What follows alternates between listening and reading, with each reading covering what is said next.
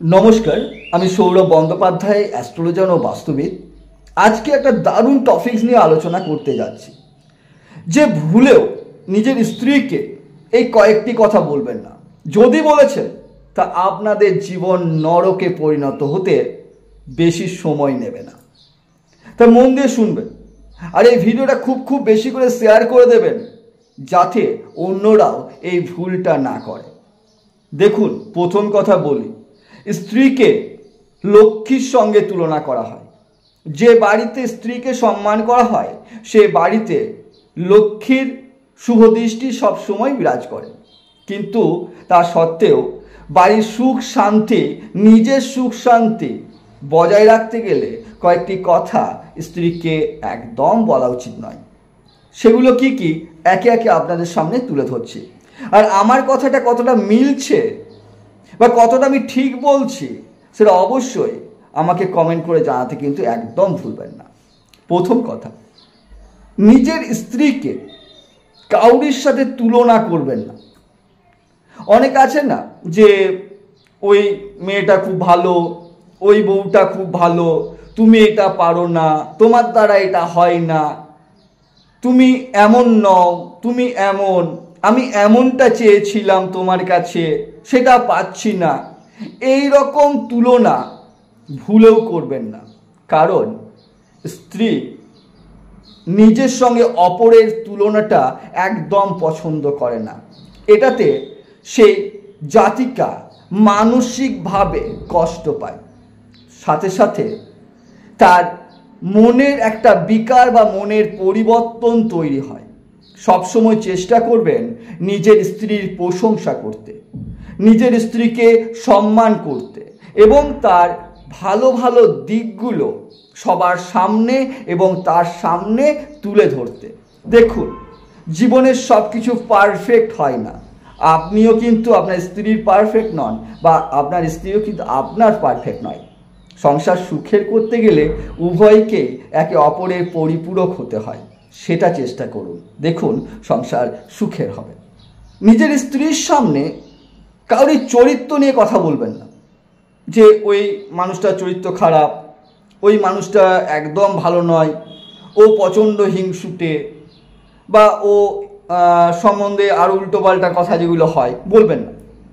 এতে স্ত্রীর মানসিকভাবে আঘাত পায়, এতে সম্পর্কের অবনতি তৈরি হয়। কাউরির পরনিন্দা পরচর্চা স্ত্রীর কাছে একদম করবেন না। এটা হয়তো মুখরোচক ব্যাপার হতে পারে, এটা হয়তো খুব সুন্দরভাবে একটু গল্প গুজব হতে পারে, কিন্তু আখেরে ক্ষতি কিন্তু আপনাদেরই হবে। তাই কাউরির চরিত্র নিয়ে কোনো রূপ পরনিন্দা পরচর্চা স্ত্রীর সামনে করবেন না, একদম এটা মাথায় কিন্তু রেখে দেন। এবার কি করবেন না, নিজের পরিবারে মানুষজনের সম্পর্কে কোনোরূপ খারাপ কথা বলবেন না। সেটা আপনার পরিবারও হতে পারে, সেটা স্ত্রীর পরিবারও হতে পারে। এই রকম যদি খারাপ কথা আপনারা বলতে শুরু করেন, তাহলে কিন্তু স্ত্রী আপনাদের সম্মান কিন্তু করবে না, এবং সেই কথাগুলো নিয়ে আপনার পরিবারে কিন্তু অশান্তি ঝগড়া লেগে থাকবে। তাই একে অপরের পরিবারকে সম্মান করবেন, কোনো রূপ বাজে কথা, কোনো রূপ কটূক্তি করবেন না। এটা কিন্তু মাথায় আপনাদেরকে সবসময় রেখে দিতে হবে। কারণ কেউই ঘরের লোকের সম্বন্ধে খারাপ কথা শুনতে কিন্তু একদম পছন্দ করে না। সেটা আপনি হতে পারেন বা আপনার স্ত্রীও হতে পারে, এটাও কিন্তু মাথায় রাখবেন।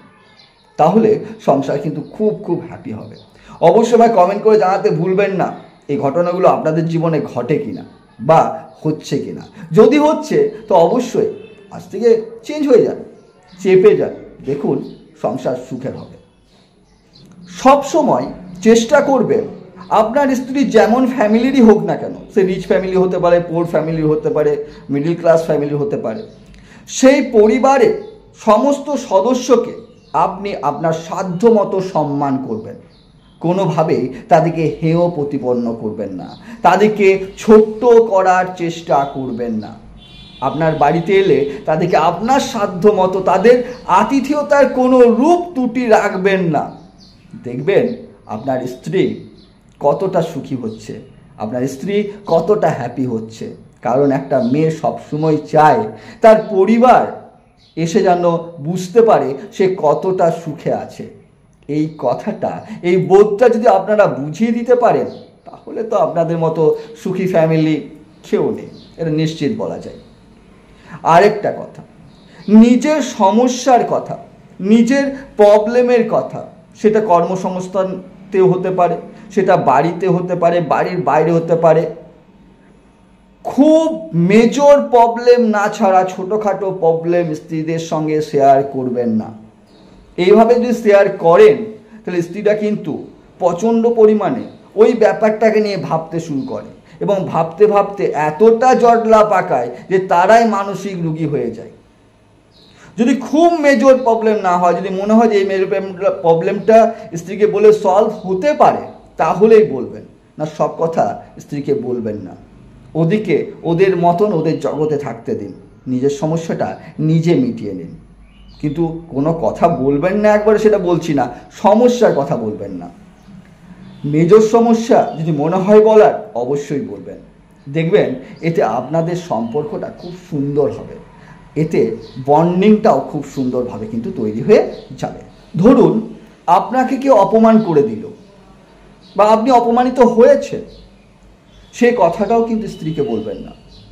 এটা বললে তারা খুব আঘাত পায় এবং সেই অপমানের কারণটা কি এবং অপমানটা কিভাবে রিটার্ন ব্যাক তাকে দেওয়া যায়, সেই চিন্তায় কিন্তু তারা সবসময় করতে শুরু করে। আর এই ব্যাপারটা নিয়েও কিন্তু পরিবারে অশান্তি হওয়ারও সম্ভাবনা কিন্তু চরম থেকে চরমতম তৈরি হয়ে যায়। তাই এই যে কথাগুলো বললাম, আপনারা মিলিয়ে দেখুন। এই কথাগুলো যদি বলছেন, দেখুন তো অশান্তির মধ্যে পড়েছেন কিনা, সমস্যার মধ্যে পড়েছেন কিনা। যদি না পড়েছেন তো খুব বেটার, আর যদি পড়েছেন তাহলে চেঞ্জ হয়ে যান। আর এই ভিডিওটা খুব বেশি করে শেয়ার করুন, যেন সবাই এই সমস্যা থেকে ওভারকাম করতে পারে। ভালো থাকুন, সুস্থ থাকুন, মায়ের আশীর্বাদ আপনাদের উপর বর্ষিত হোক। আজকের মতো এই পর্যন্তই, নমস্কার।